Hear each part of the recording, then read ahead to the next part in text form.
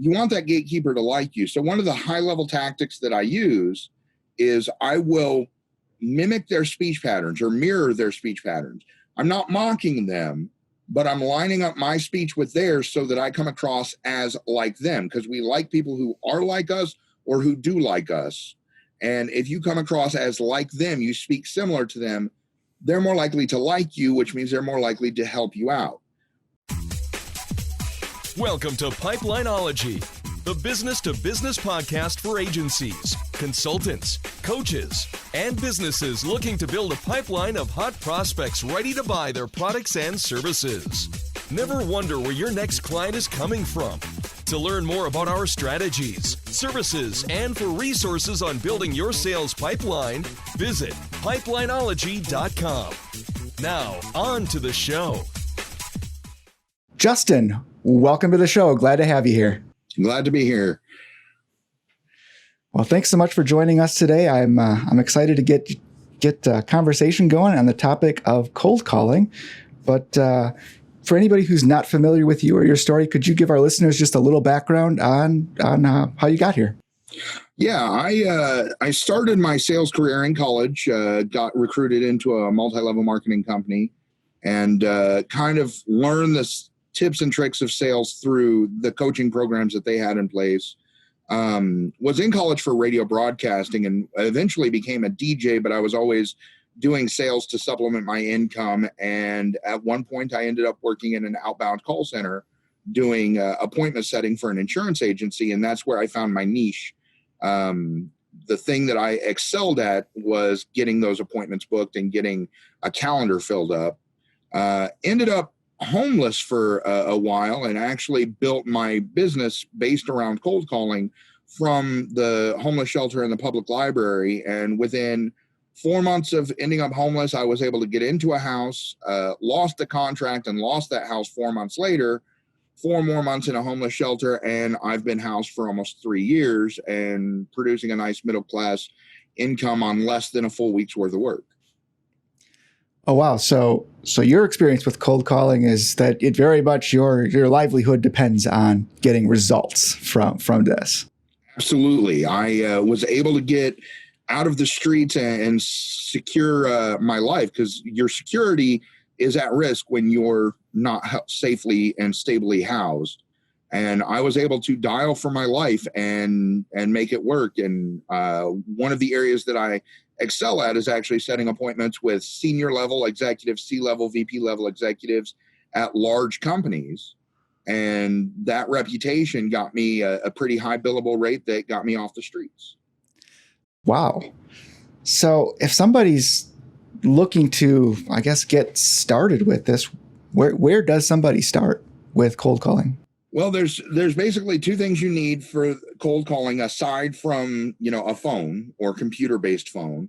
And those are a script and a list. And what a lot of people do is they'll go to their sales managers or get list, or they'll purchase leads online. What I like to do is actually use a free database of businesses called Reference USA. It is a US-based business to business database that is freely accessed through every metro library.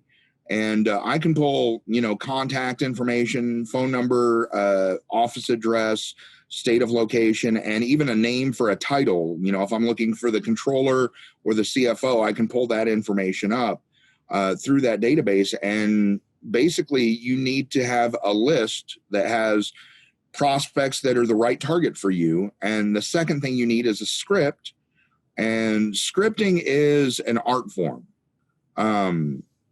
Writing an effective script may take several adjustments throughout the first few days of calling, but there's a basic formula of, hi, my name is, this is the company I work for.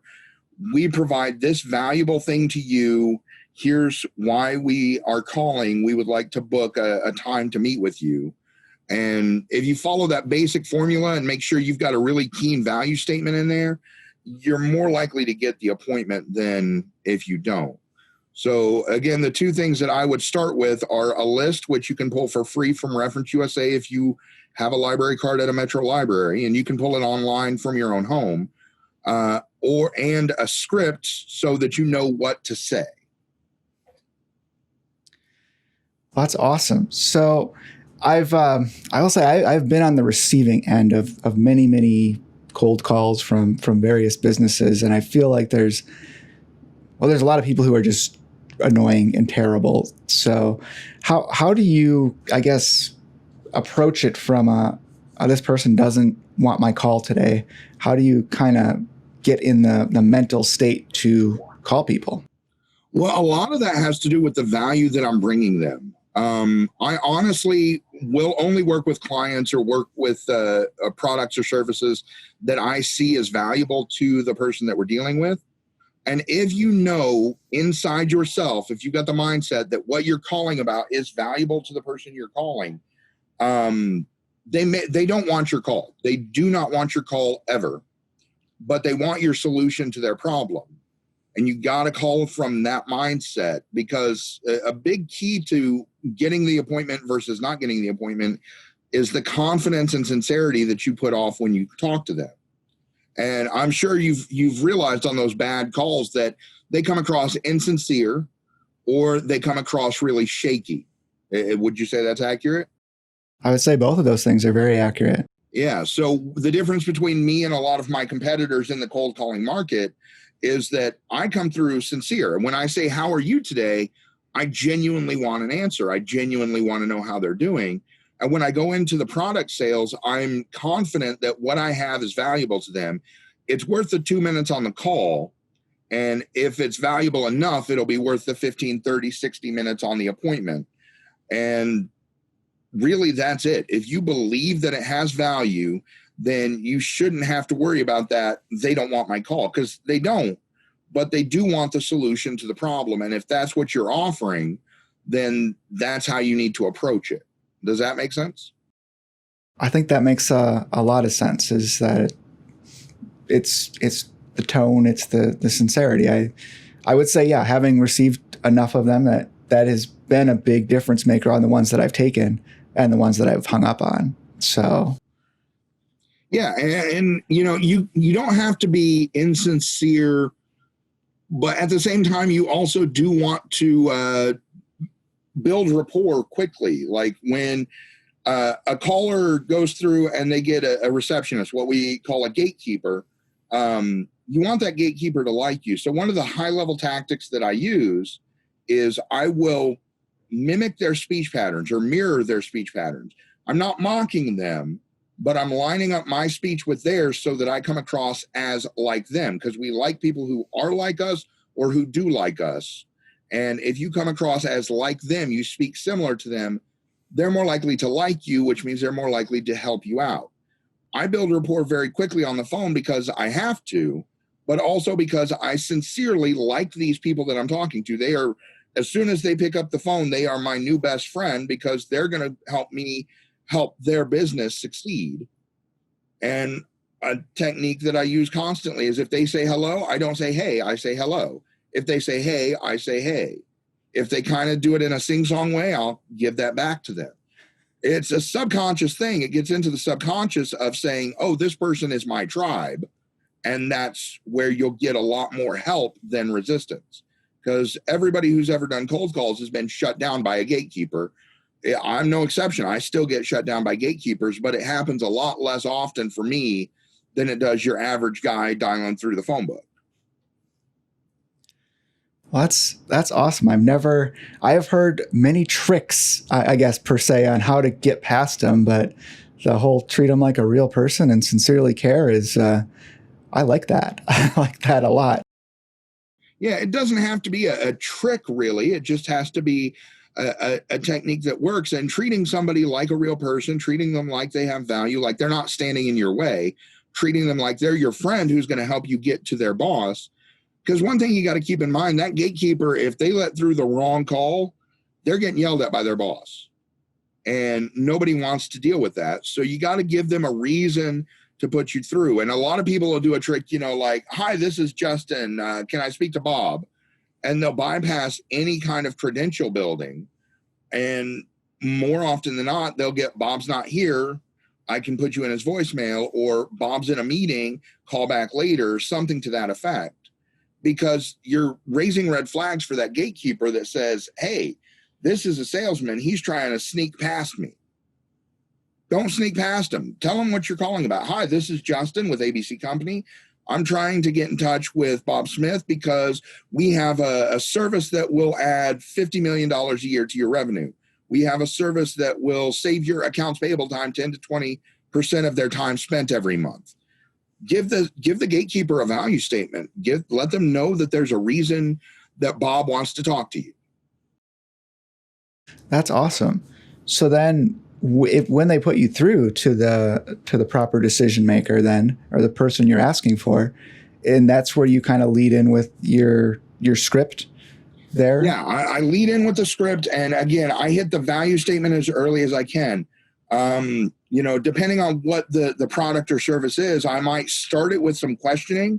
For example, I've got an AP accounts payable solution. That's why controllers is a good point of contact for me. And I will straight up tell them, hey, we are calling because our research indicates you're not using virtual payments for your accounts payable. Is that still correct?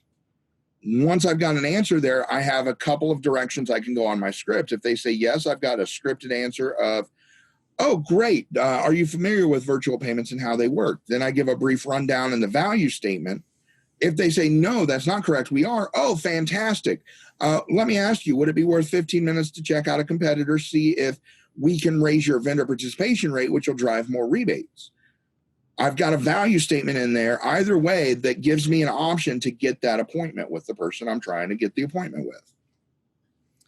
That's very interesting. So that kind of leads me to my next question there. When it comes to your, I guess, mission on the call, I've seen two ways that are pretty popular. One is the essentially are you in front of a computer, pull up such and such, versus the, oh, I'd like to schedule this much time with you, when are you available type of ones. When you're doing these, which approach do you find effective, or neither of them? Honestly, I find setting an appointment, taking a 2-minute call to set a 15 or 30-minute appointment to do a discovery. And then when I'm doing full-on sales, soup to nuts closing, I'll do it 2 steps. So I'll do a discovery call that I set an appointment for. And then from that call, I'll book an appointment for my pitch or presentation. Because it gives me more chance to build a rapport so that I can lessen the brunt of, because I'm dealing with 5, 6, 7-figure, business deals. I'm looking to lessen the brunt of that by building rapport. But it's not to be said that you can't get somebody on the same call to go ahead and log onto their computer and go to whatever landing page or onboarding service you use. I just find it's more effective if I do it in a few steps, because I get more opportunities to get recognition from that person. Does that make sense?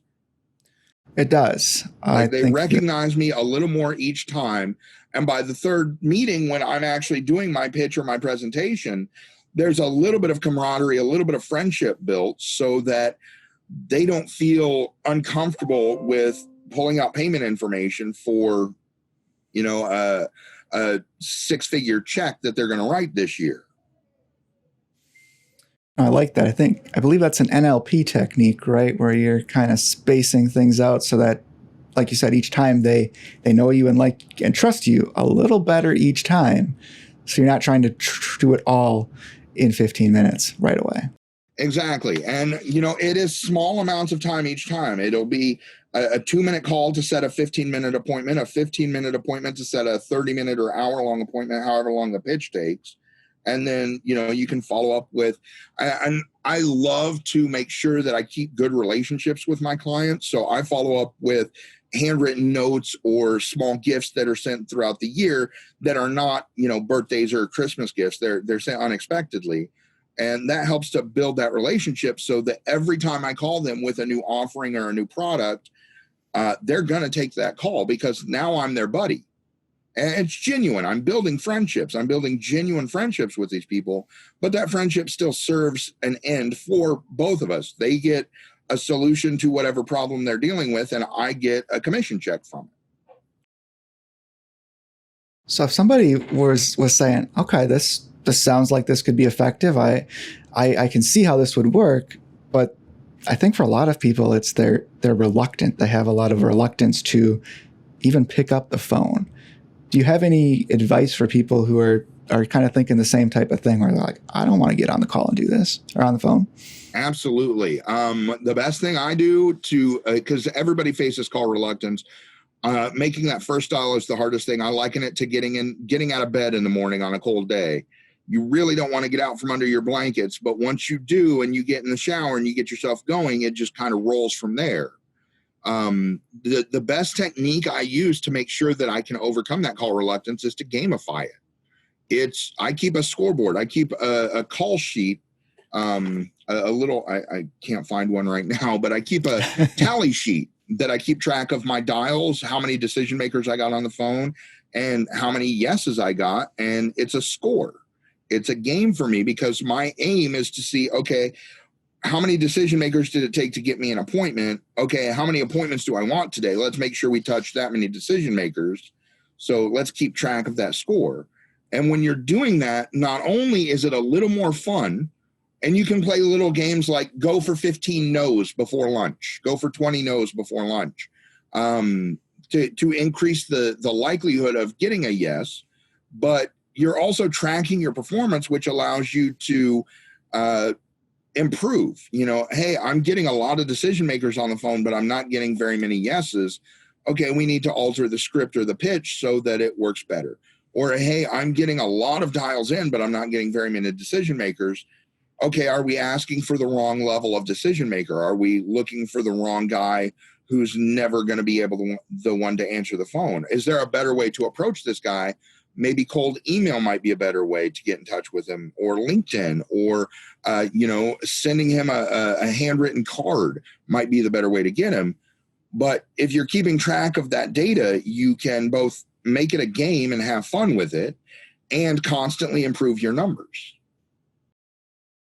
That's awesome. Are there certain benchmarks that you're looking to? Let's say you start a new campaign.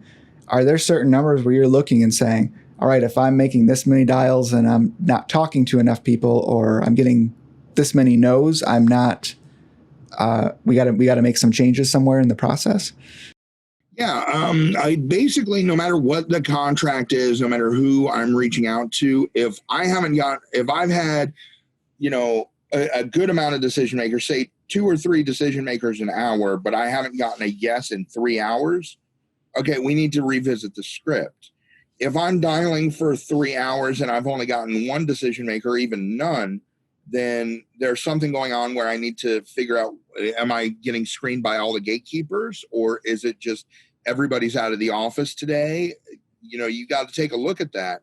But I'd say any section of 3 hours long, if I'm not getting some sort of result in that period, it's time to reevaluate it.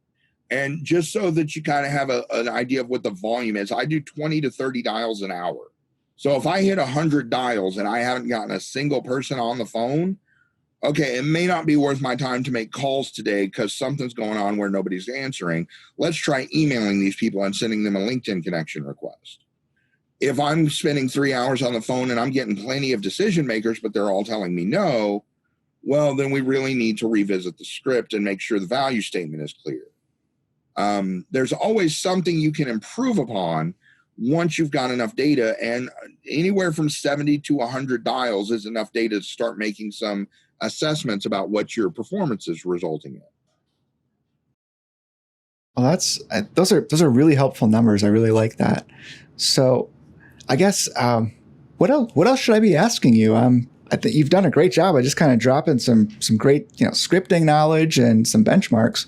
What else should people know if they're thinking about this? Well, there's been a lot of research done into the field of outbound calling, and there's some numbers that your audience probably would get value from. It used to take on average 6 contacts to get a meeting with any one individual. Now, there's some that'll book on the first call, but there's some that would take out to 12 or 13 calls to get them to book a meeting. The average was 6. That average has gone up to 16. So if you're not getting somebody on the phone, it's still worth calling them again and again and again. Grant Cardone, one of the guys I've studied under, his process when he gets voicemails is he leaves a voicemail and he'll call them back and leave 2 more voicemails. He'll call them 3 times a day, morning, afternoon, and evening, until they get back to him, and he'll keep calling and leaving voicemails. I do a slightly different. I'll leave 1 voicemail every other day, but I leave what I call a blind copy voicemail, which is I don't give them any information other than my name, my company, my number, the hours that I'm available, my name, and my number again. And that gives them, it's kind of like blind copy email writing, where you're giving them some information, but not relevant to what they're asking for, or not relevant to what you're offering. So it piques their curiosity, and they tend to call back at a pretty high rate. But that all to say that if you're not getting in touch with somebody and you've tried them 4, 5, 6 times, you still have 10, 15 times to reach out to them before they're likely to take an appointment. Don't be afraid to bug these guys, because the answer's already no if you're not getting in their face. So persistence is a huge factor. Persistence and consistency are 2 of the biggest factors in success in this game, because if you're not staying on top of your leads and dialing them again and again, or you're taking a day or 2 days or 3 days, a week where you might only do 15 dials when you should be doing 80 a day, you're just not going to get the results that you want. You've got to be consistent and persistent. Dialing, in some organizations, they do dials Mondays only, but they'll do 8 hours of dials on Monday. That's 250 calls a day. If you're going to do 250 calls on Monday, make sure you're hitting 250 calls every Monday. Don't come in on a Monday and hit 20 and expect to get any good results. So do you recommend the daily cold calling? Well, that's kind of the nature of my business. Is I spend my free time when I'm not running a sales appointment, or doing an event like this, I'm making cold calls. I've been making cold calls since 9 a.m. this morning. It's 1:30 my time, and I've only taken off in the last half hour to talk to you. And once we're done, I'm getting back on cold calls, because if I don't have appointments in my calendar, the only thing that keeps me employed is making calls. That's awesome. So you just eat, sleep, and breathe this stuff all day. I do. Like I said, it literally saved my life. It got me off the streets, and and I'm going to be honest, it's not my favorite thing in the world to do. I don't relish, making 150 calls a day, but it leads to the ends that I want. I want the success for my business. I want clients. I want clients for my clients. So it doesn't make sense for me to slack off and not do the work. Well, that's great. You shared some great knowledge here with people. If somebody's kind of interested in exploring this further with you, do you have any places we should point them towards, how they should get in touch with you? Yes. I'm always available at my email, justin.hughes, that's Hughes, at massiveleadgen.com. That's Gen with GEN. I have a course that teaches the art of the dial, the mastering of the cold call. It's about an hour long. That is video and script help. I actually personally help each individual student with their script through the platform that I use. And that's at massiveleadgen.com/launch-a-career-in-sales. And I know that's kind of a long URL, which is why it's probably easier if you're interested in that course just to email me at justin.hughes@massiveleadgen.com. All right. That's awesome. I will make sure we put both of those in the show notes. So if anybody wants to get more info on this and really embrace this to bring in clients, that you can help them with that. Absolutely. And just so that people know, I do a lot of consultation and coaching, to a minimum of coaching for no charge, because I'm more interested in seeing people succeed than seeing people pay me money. I will eventually demand that you start investing in yourself. But if you're a new salesperson and you don't have that experienced salesperson budget, or your business is new and you don't have marketing coming in, pick my brain, because I'd love to see you succeed, especially since I know if you succeed, you'll come back to me for more sales training. Well, that is an extremely generous offer. So For sure, everybody check out. Like I said, we'll put your contact info in the show notes on this. What was it? It was justin.hughes@massiveleadgen.com. Yep. I'll go ahead and message you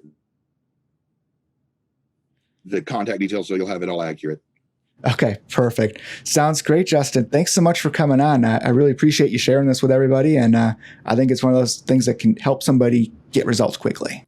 I hope so. I do appreciate you having me on, Gary, and I wish you a great rest of your week.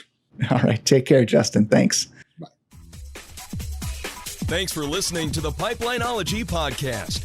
We hope you enjoyed today's episode and look forward to seeing you on the next one. If you enjoyed this episode, please consider giving us a review on iTunes, Spotify, or wherever you listen to podcasts.